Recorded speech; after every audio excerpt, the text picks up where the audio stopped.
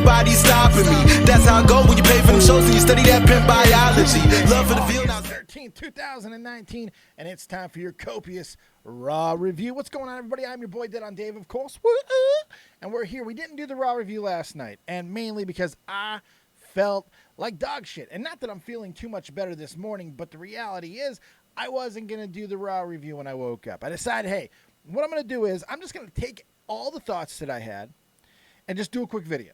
Just do a quick video, get it all out there, and be good with it. That was going to be the plan. And then I was like, I started writing it out, and I was like, holy God, more happened in Raw than I really realized, and more things that I want to talk about than I really realized. So, started writing that and decided we're doing the full review right here, right now, and that's exactly what we're doing. And it's nice to have you guys here. Josh Hampton, I see you, buddy. How you doing? Good to see you. Real quick, I want to get through some of the things that are really not all that talk-worthy. They were fine, and I don't want to omit them from the review, and people be like, well, what are you thinking about that? So, well, there's the demonetization for today. Woohoo! We'll get that one out of the way real quick. So, real quick, Seth and AJ, Braun, all of that. Fine. I even love the fact that Braun and AJ will have a title match next week on Raw. Love the OC. Love what they're doing. Using the title as bait to get Braun into this trap, which is exactly what it's going to be. But still, loving that. Great ending, but not super important. Like everything that happened there wasn't super important, even though it could be the next main event scene, you know, especially with Seth up in there. Nothing super important. I would have loved to have seen like a Bray Wyatt attack here. Maybe it's a little bit quick for the Fiend to be going after Seth or Kofi or anyone else, but still, just other things that could have happened, but it didn't take away from it. So not much to talk about there. Women's tag team match. It just didn't do anything for me. Not that it was bad or anything. I'm glad to see the Kabuki Warriors getting some friggin' TV time. Let's get Asuka in there, but they just look disinterested. If I'm being completely honest, Asuka really starts to finally look like she's just running through the motions, which is saying something because she's been nothing but a professional through this. And, you know, a lot of wrestlers don't really have gripes for being misused, don't really have gripes for just being forgotten or cooled off. She does. She does, and Shinsuke does. These are two people who were incredibly hot that got dropped for absolutely no reason, other than misuse, blatant misuse, and over relying on labels and probably past reputation far too much, and that cost them. That cost them. There's no question. That cost them with both Asuka and Shin. But at least Shin has like had ebbs and flows and tastes of success. You could say the same for Asuka, but it was so fleeting that it feels like it doesn't even matter. You know, and now she finally looks like it's starting to just get to her, and she's just, whatever. And that's, I don't even blame her at this point. If she goes back to Japan, good for her. I hope that everything works out. She's too good to be misused. Same thing with Kairi Sane. Love her to death. The pirate angle doesn't work. People aren't ever going to connect with the fucking pirate angle. You need to stop. They need to stop with the pirate angle. It just makes no sense. Stop it. Knock it off. But I still love Bliss and Nikki together. Love what they're doing. Just wasn't a whole hell of a lot to talk about. So again, moving on there. Viking Raiders. I want to get it out of the way. Too far. Yeah, there you are. That's my thoughts on the Viking Raiders right now. I see some more people popping up in. T-Maker. They don't have to do with them. This is very true. Old School. What's up, Old School, man? Josh Hampton. Sasha coming back was the best part of Raw. That's exactly what we're going to talk about right now, because that's the biggest story. That's what we really want to talk about. So I wanted to get the small stuff out of the way. Here's what's going to happen. We're going to talk about the big thing, and then I'm going to get into all the other little things that I have. So let's not gild the lily. Let's get into the big blue elephant in the room, and that is Sasha Banks. I would say somewhat unexpected return. Some people did have this called. I'm not going to lie. I did see some people saying, well, she'll come back on Raw. But that's an arbitrary thing that everybody says about anybody who's returning, so I don't even take those very seriously. The reality is Sasha looked like she was leaving. Sasha looked like she was leaving. Gone, out the door. The more time that passed, the less likely it seemed that she'd be returning. And I don't even think that's crazy to think like that. I certainly did. The bitterness, the anger seemed to be too much to overcome. The circumstances of the rift between Sasha and WWE and where they happened and where they exploded made me believe that there was probably too much for them to overcome to get this going. It really seemed like Sasha wanted to go outside of the company. You know, she's done some trolling. But you know what? This makes the most sense for everybody.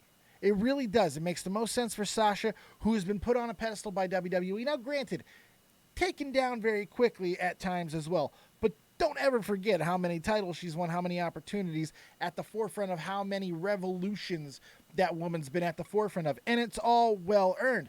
But her attitude and her way of thinking has hindered a lot. And her fucking glass cannon body that she has that gets hurt when the wind blows too hard.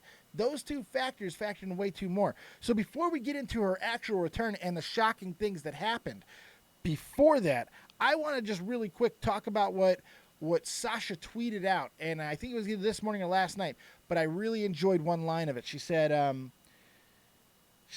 the butterfly emerges and considers things that the caterpillar was incapable of. I love that. I love that quote. Fucking absolutely love it. It could be bullshit.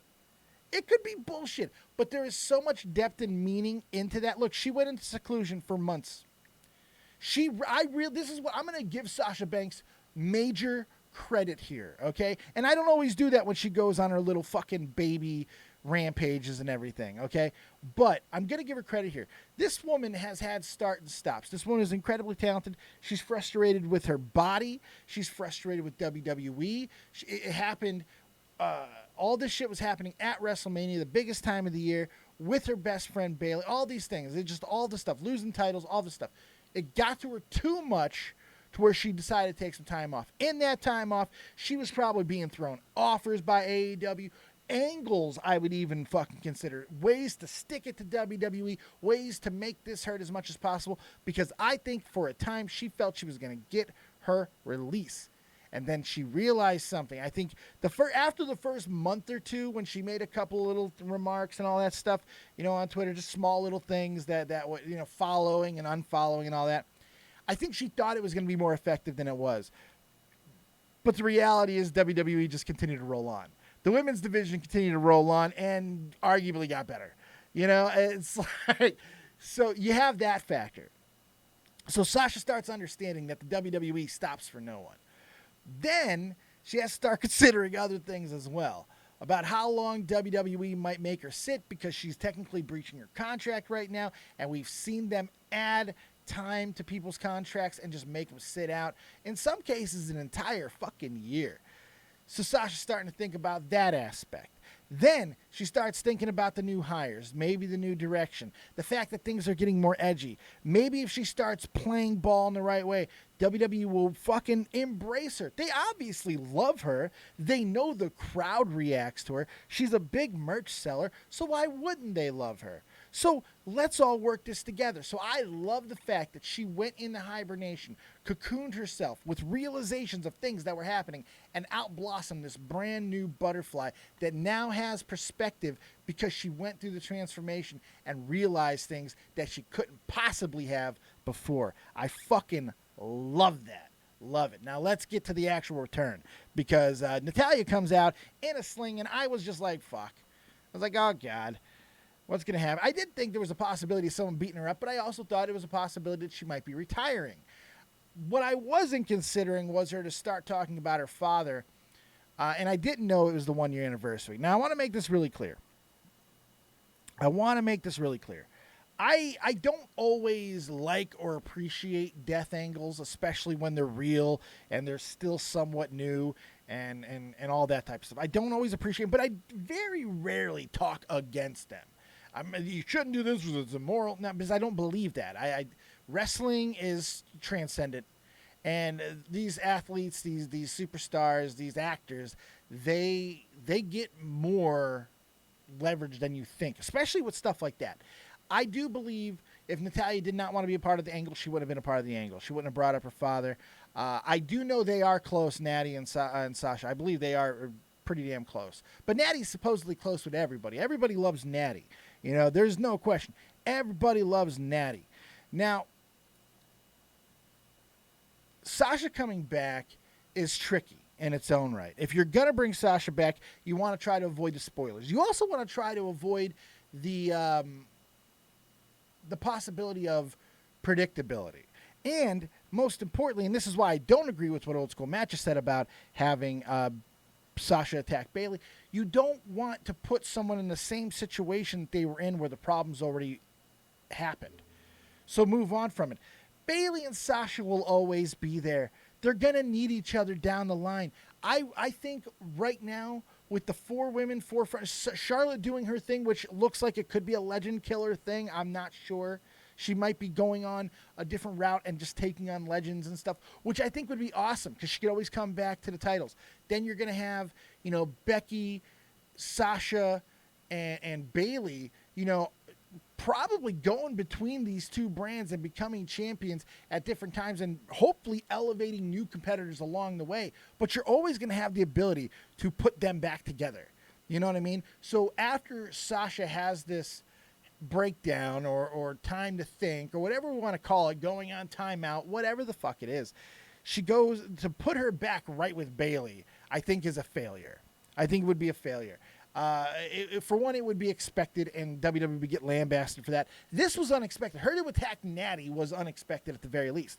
Now, it gets even crazier because we weren't expecting a couple things. One, how much crowds love Sasha Banks. They do.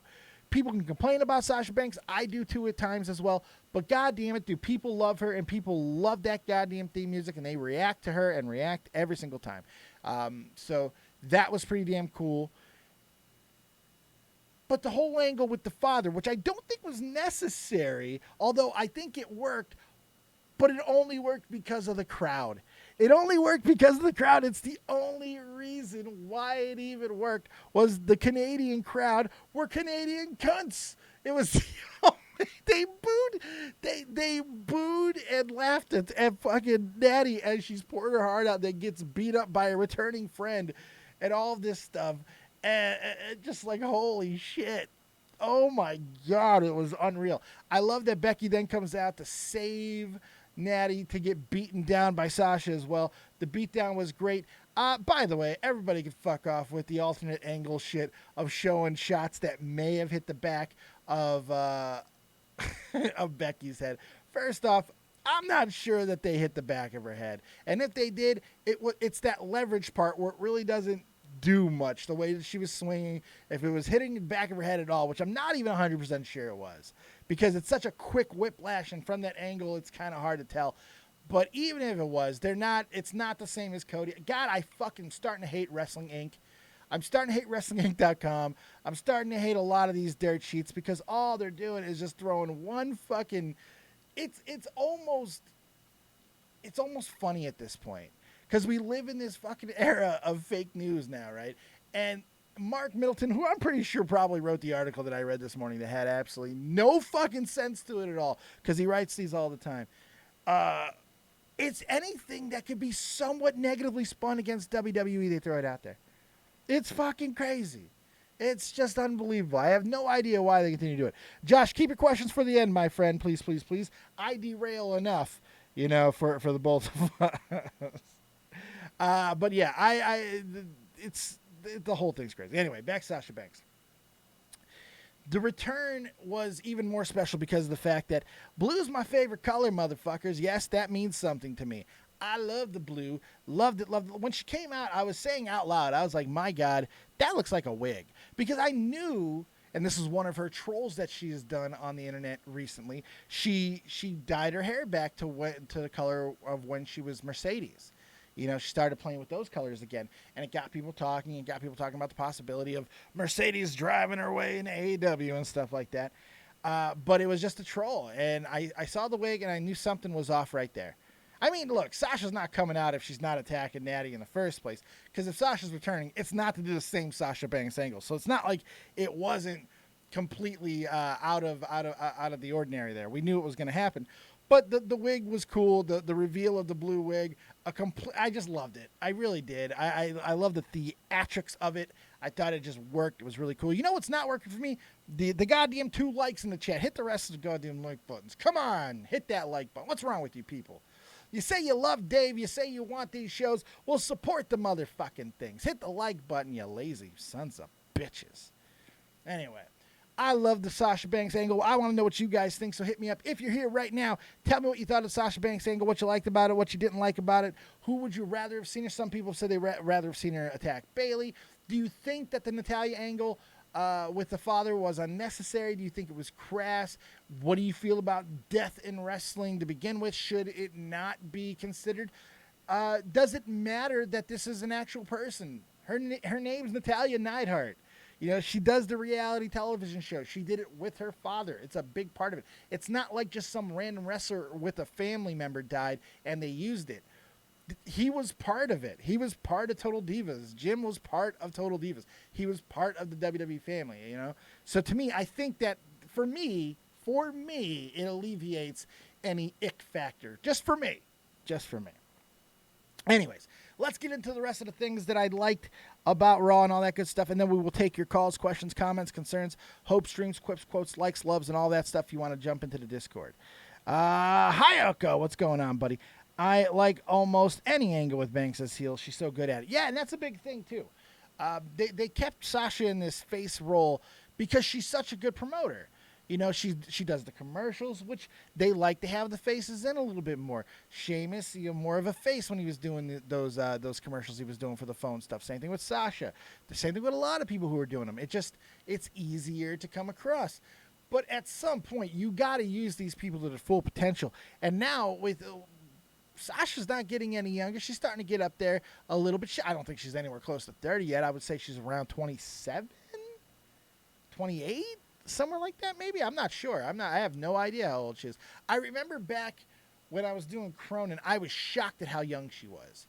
When I found out how young she was, I was shocked. I was like, holy shit, she's still only 23 or something like that. So I know she's not that old.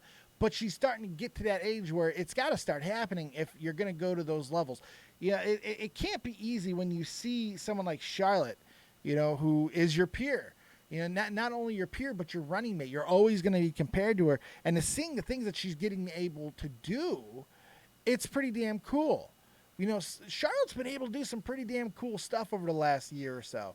She's been able to have some really good matches with people. She's had some good angles. She's had a titty explode. I mean, there's been a lot. So, and I think that Banks wants a part of that. And I know that she, as a heel, could really do something magical, special. And the most important thing here, I think, for WWE and their long-term plans is this puts the 4 horsewomen versus 4 horsewomen back into the mix, which I think is what they inevitably want to get to. And this gives so many more options for Shayna Baszler and for the women down there in NXT. This adds depth to the roster at the very least. It helps take some pressure off the women's division that desperately needed a little bit more juice. So, again, thrilled with everything Sasha Banks. Thrilled with it. I'm going to give it a chance. Josh Hampton, she's 27. Yeah, that's where I thought she was, 27, 28. Old school. I'll give this a chance. Anybody who attacks a heart has some of my respect. Amen, brother. Attacks a heart in Canada. Attacks a heart in Canada and gets the Canadians to fucking go against that heart. I'm all for it. All right. The next thing of big note for me was King of the Ring. I'm sorry, guys. If you've been here a while, you know I love me some King of the Ring. King of the Ring is one of my all-time favorite pay-per-views when it was its own standalone thing, and it's just one of my favorite events in general. Now, they didn't do a very good job of explaining what this iteration of the King of the Ring is going to be, but I guess it's going to just begin next Monday. The way that they, returning next Monday, didn't say begin next Monday, so part of me was wondering if it was going to, and I guess it's not fully been explained yet, but King of the Ring, what made King of the Ring special is to have it all done in one night. Now, it is a 16-man tournament, so it would be the same as would be back in the day. I don't want it to begin. I want it to be one fucking big lump ass tournament, the way it used to be. Hey, I did kind of call it. I mean, I didn't call it. I kind of willed it. I didn't say it was coming. I was hoping it was coming, and I'm very glad that it did because it's one of my favorite events. But if they break this shit up into weeks, it's not the King of the Ring. King of the Ring is a one-night tournament. That is how it works. That is what makes it special. And that's what Monday Night Raw needs to be. It needs to be King of the Ring Raw. That's it. Nothing else. If it's not, I'm going to be disappointed with it. I'm telling you right now, there's hardly. And if this is something that's going to last over a few weeks, then they're going to have the last like 2 matches or some shit at the next pay-per-view. I'm out. I don't care. I don't care. I heard the first 2 competitors officially announced are Drew and Cedric. Well, everyone's been officially announced. WWE has officially announced everyone. The competitors will be Baron Corbin, Cesaro, Cedric Alexander, Drew McIntyre, Ricochet, Sami Zayn, Samoa Joe, and The Miz from Raw. And on SmackDown, Ali, Andrade, Apollo Crews, Buddy Murphy, Chad Gable, Elias, Kevin Owens, and Shelton Benjamin. Now, I'm assuming they're doing this before the SmackDown thing so they can get away with having more wild cards and all that stuff. That's what I'm assuming they're doing. So they can have a King of the Ring crowned before they make the switch. That's what I'm hoping. So we'll see. P-Gay, King of the Ring, long drawn out wrestling tournament. I don't want it to be long drawn out. I want it to be one night. That's the way it should be. So we'll see. We'll see how it all goes. But I'm very excited about it. It's one of my favorite things of all time. Well, were you surprised that did I say Shelton Benjamin? Oh, yeah, Shelton Benjamin. He's still on the roster. Yeah. He's doing weird angles, but he's still on the roster. All right, let's see what else. Love King of the Ring. You guys excited about King of the Ring? Let me know in the comment section, either live right now or after the show. Either or. Just keep the conversation going. Okay. I don't know, and I don't care what they have planned for Samoa Joe. I love Samoa Joe so much. He makes me happy when skies are gray. Oh, you'll never know, Joe, just how much I love you. Please don't take my Samoa Joe away. I love Samoa Joe. He's fucking amazing, dude. He's incredibile. He's got the panache. He's got everything about him. He's got everything working. Now, it doesn't always translate to his pushes and everything, but the angle with Sami Zayn last night was fantastic. Sami talking shit and Samoa Joe whooping that fucking ass. I love Psycho Joe. I love the aggression. I love everything about him. And then telling the crowd, I don't forgive you, motherfuckers. I love Joe. Joe makes me just fall in love more and more every time I see him. He's fantastic, and I'm glad that they're finding ways to balance him. He went on a nice little streak of losing there for a while after a nice streak of winning and, some title chances and all of that, and now he's doing something different. And that's the thing. Everything you're going to notice about everything that I'm going to talk about is something that we don't always have to talk about because it's not always there, and that's characters doing something. Every angle had it. Sami Zayn, Samoa Joe, nothing wasted there. Sami had a point. He's continuing his own obnoxious antics. Granted, he's still losing, but he's still very entertaining, and I love what he's doing. Samoa Joe, not just continuing to be what he was from last week. Yes, he had a moment of compassion with Roman Reigns and all that, but immediately gets right back to the fuck you bandwagon on the crowd and continuing to move his storyline forward. Dolph Ziggler, another example of this. Incredibly pointless, but hilarious and entertaining, and still a furthering of his own character. A new nuance, a gimmick, something. They're not just going out there and losing, taking a stunner, taking some sort of a big move, and then being out. Ziggler, everything about Ziggler, as pointless as it was a story. He came out, sold an injury, attacked The Miz, loses anyway, hard on his luck, but still narcissistic. Fuck you, I'm defiant. Makes a shot about Miz's wife, takes another beating. It's fucking great. It's good entertainment. And I don't have a problem with this happening. Now, I know some people are like, Dolph's being misused. Listen to me, assholes. Listen to me very carefully right now. Dolph's choosing this. I'm 100% sure of it. Listen to me. Dolph Ziggler is one of the smartest wrestlers in the business, like actual of IQ, intelligence. He's not a funny comedian, but I've listened to a lot of his act. He's a smart fucking guy, and he makes really good observations. He's quick to notice small things, and he reminds me of people in the wrestling industry who tend to get it. Andre the Giant tended to get it. Ziggler understands what he's doing. He understands his power. He understands the power of his words. He knows that he can get the crowd talking. Over the past 2 years, there has been more Ziggler leaving WWE, Ziggler contract, Ziggler being out of his contract, maybe still under contract. There's been so many of these stories over the past 2 to 3 years. Like 4 or 5 of them. They happen every fucking quarter, it feels like. They're always happening. because he always keeps everybody on the point, because he's always being misused, but he always comes back. And now in his late 30s, where he's able to do this type of thing, where he can come back and have a little bit of credibility, but still do kind of creatively different things while still staying the same character in ways, it's kind of impressive, and I'm enjoying it, and I think it speaks to what Dolph's able to do. No, you got to stop looking at him as a potential main event guy. He's not, and I don't think he ever was. He got an amazing pop with the Del Rio cash-in. One of the greatest pops I've ever heard in my life. It really was. It was special. Great pop. But it was fleeting. It was fleeting. You know, Dolph was having a little bit of a hard run there for a while, and then he gets hurt. It's not anybody's fault when these injuries derail movements, and then the movement doesn't come back the way that we wanted it. You know? It just is what it is. All right. Elias. Now, look. I'm glad that Elias ended up winning the 24/7 championship. I'm going to say that right now, which is going to sound really weird considering the rest of what I have to say about Elias. Fucking done with him.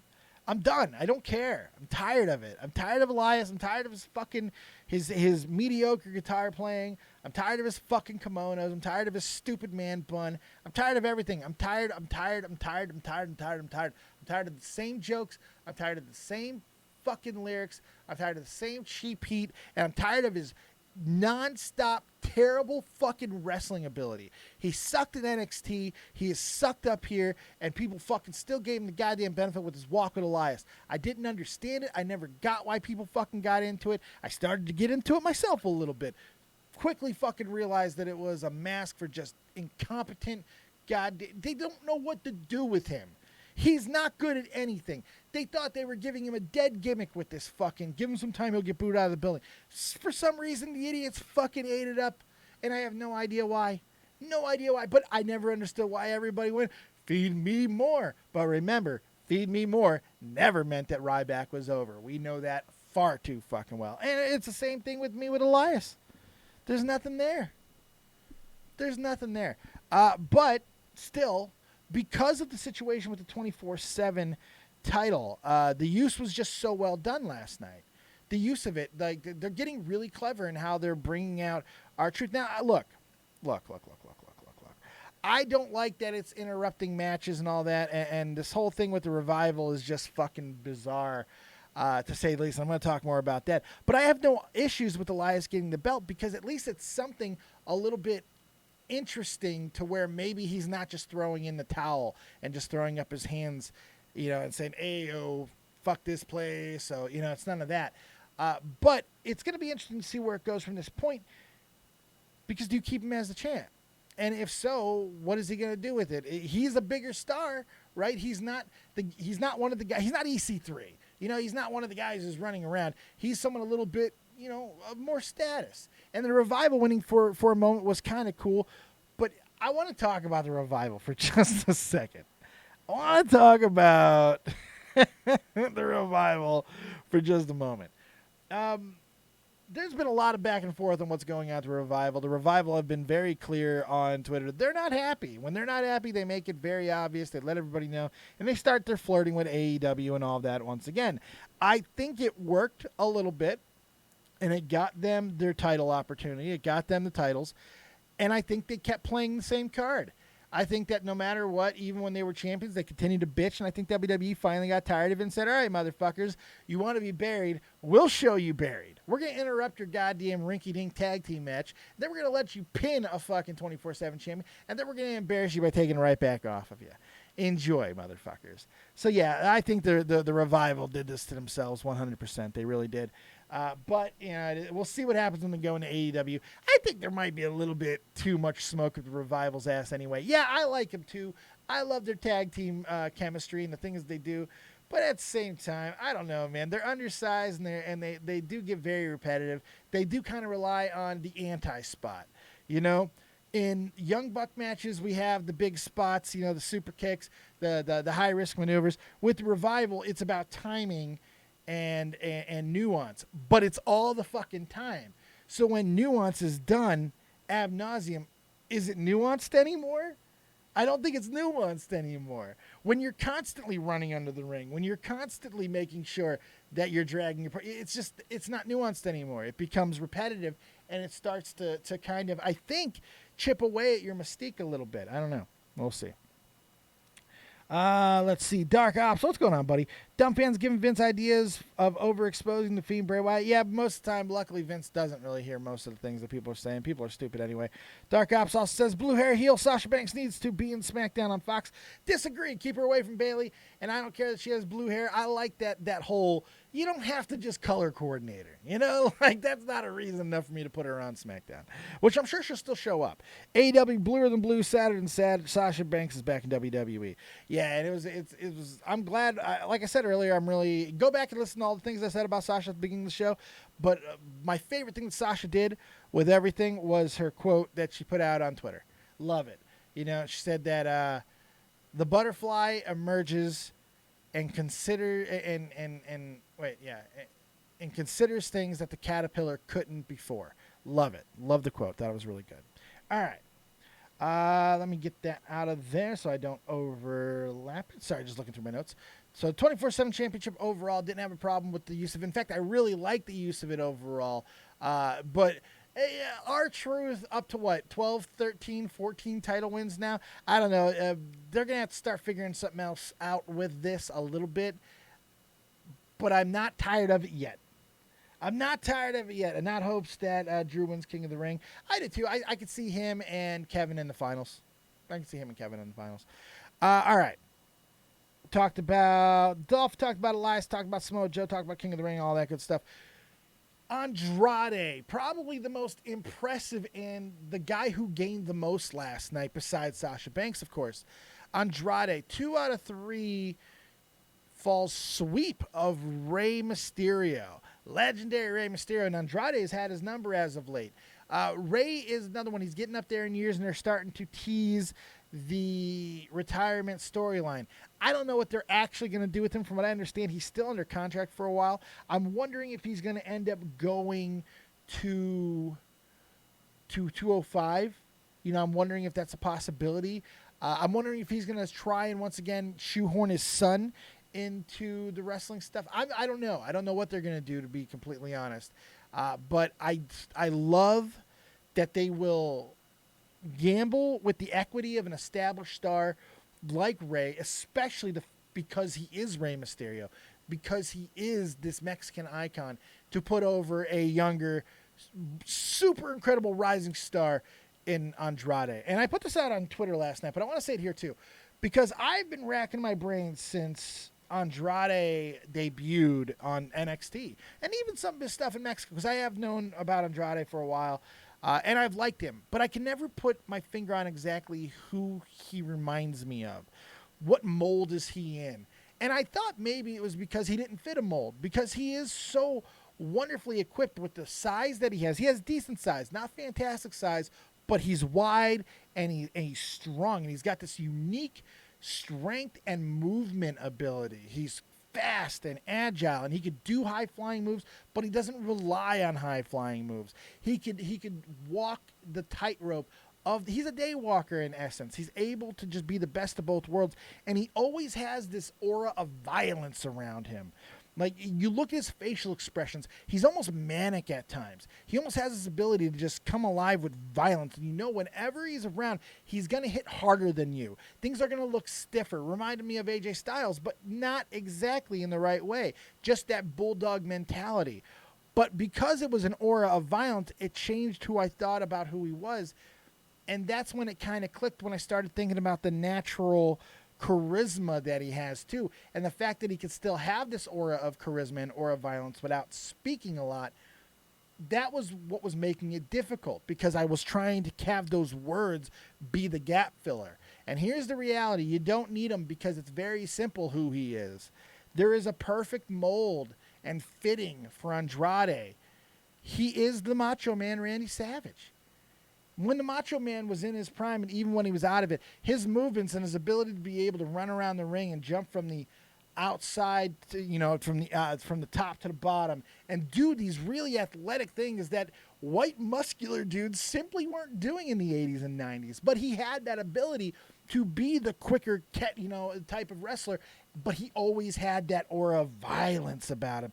The irrationality. It was all for the moment. Snapping into that madness, being able to go to that place. The eyes, and that's what Andrade shares with him the most. Look at his eyes when he goes wide-eyed. Andrade goes wide-eyed real hard when he gets real facial expression and his tongue comes out and everything. It just reminds me of Macho Man. There's so much there, and I just think it works so well. I love Andrade, plain and simple. And I just think that is who he is.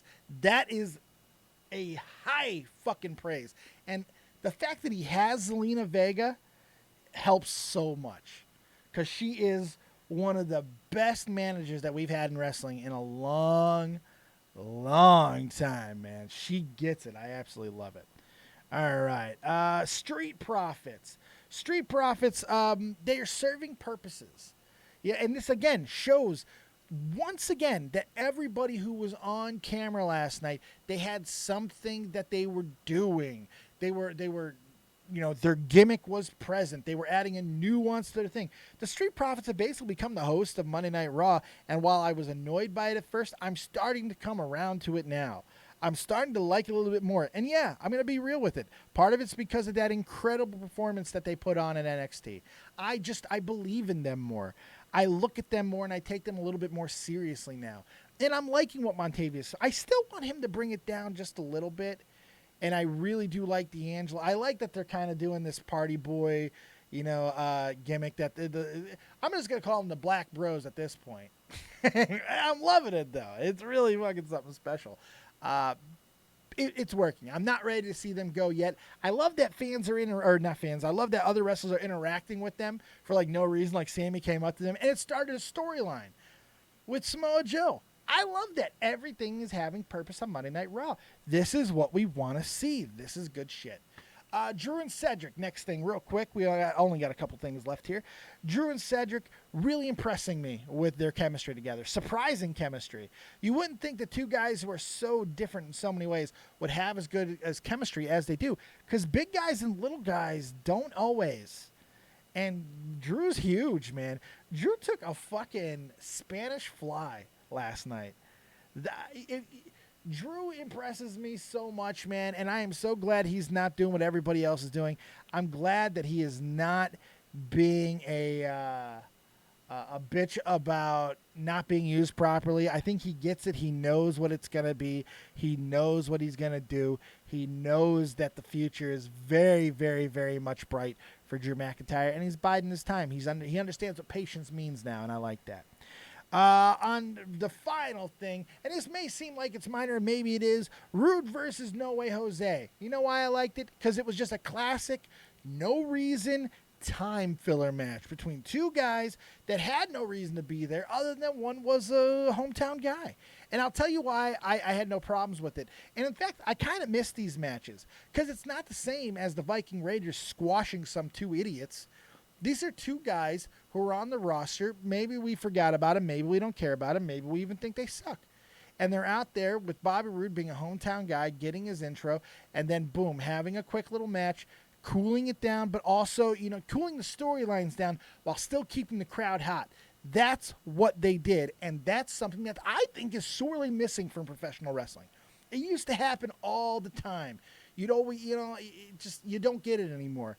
When wrestlers would be on the rise, they would have these quick little matches with certain guys. They would these lower card people like the Repo Man, but they were established every week people. They didn't necessarily have to be great, but they were there to take a loss. The Barry Horitzes of the world, the TL Hoppers of the world.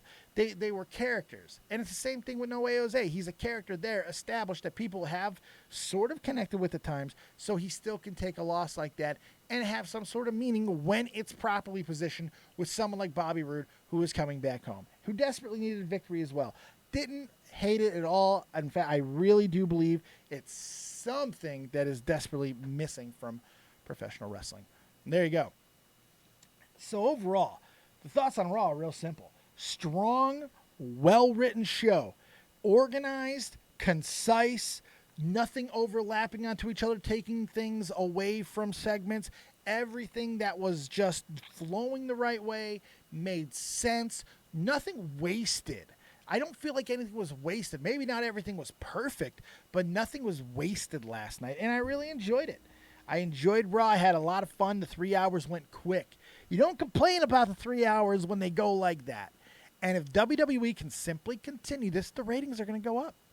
The ratings are going to go up, and things are going to continue to get better. There were so many people who were not on that SummerSlam card that it should really open your eyes to how much depth and talent there is with this roster.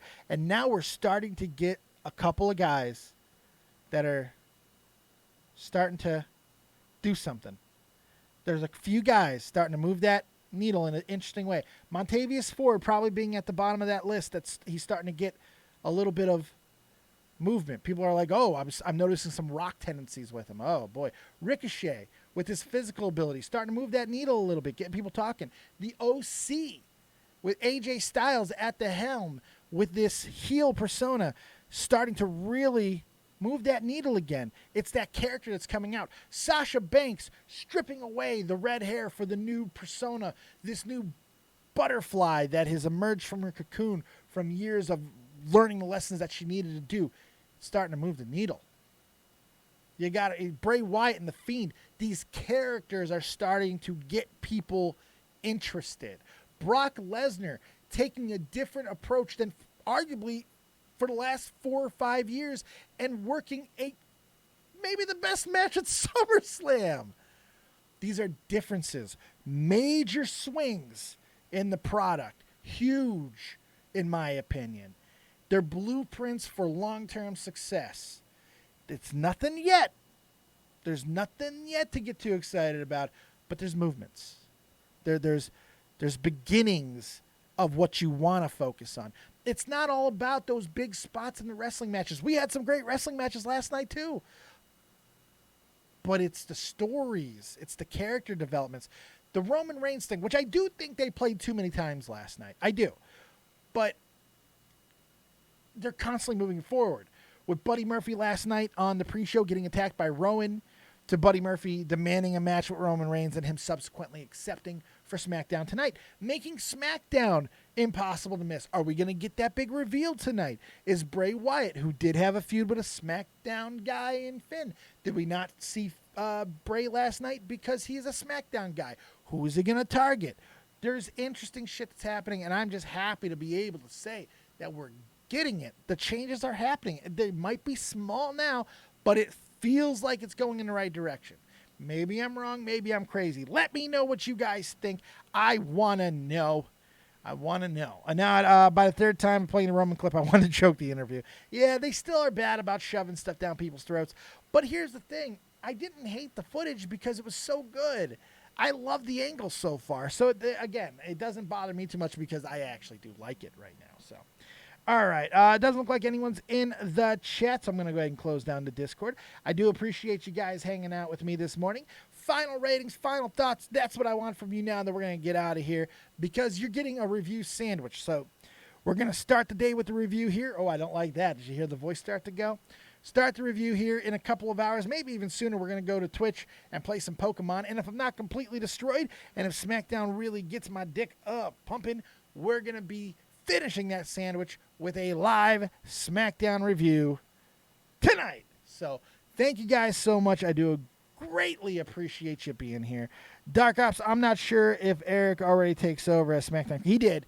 He took over a couple weeks ago, but apparently his scripts keep getting rewritten by Vince right before the show starts. But SmackDown's been good, so I can't complain. All right, guys, thanks so much. P-Gaze, Dark Ops, Anad, Old School Matt, Fake Ass Twat for the graphics and everything. Thank you so much. Keep it copious, everybody, and have yourselves a fantastic rest of your day. And remember, as always, if you don't have talent, have talented friends. We'll see you next time, and peace.